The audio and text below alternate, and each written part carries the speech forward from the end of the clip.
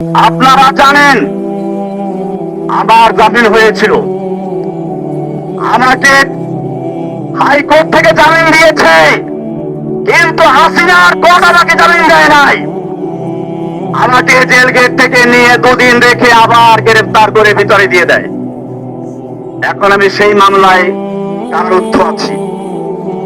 ভাইয়েরা আমার, আপনারা জানেন আমি ঈদের সময় বাড়িতে বেড়াতে এসেছিলাম। আমি কোনো দল করি না, আমার প্রত্যেকটা লেখা এবং বক্তব্যে বলা আছে আমি একজন মুসলিম। কোরআন আমার পরিচয় দিয়েছে, হুয়া সাম্মাকুমুল মুসলিমিন। আমি সেই মুসলিম পরিচয় দিয়ে চলেছি। আমার নামে একটা দল তৈরি করে কখনো বলা হয় আমি একটা আধ্যাত্মিক নেতা, কখনো গুরু, কখনো প্রধান, কখনো আরতি। সাংবাদিক ভাইদেরকে আমি জিজ্ঞেস বলতে চাই, আপনারা ভালো করে দেখুন, জসিমউদ্দিন রহমানী গ্রেফতার হওয়ার আগ পর্যন্ত আনসারুল্লাহ বাংলা টিমের কোন দলের নাম কোনো গানেও শুনে নাই। আমি চ্যালেঞ্জ করে বলি, বাংলাদেশে আনসারুল্লাহ বাংলা টিম নামে কোন দল নাই।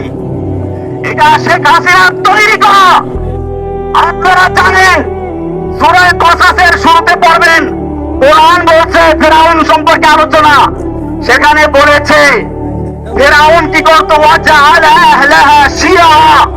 ফেরাউন তার জাতিকে বিভিন্ন দলে দলে বিভক্ত করত। ইস্তাযইফু তাইফাতাম মিনহুম, তাদের একটা গ্রুপকে সে দুর্বল করে রাখতো। শেখ হাসিনা সেই ফেরাউন, এই যুগের ফেরাউন হাসিনা বাংলাদেশের জনগণকে কেউ রাজাকার, কেউ আনসারুল্লাহ, কেউ অমুক তমুক বিভক্ত করে সে তার শাসন পাকা করতে চেয়েছিল।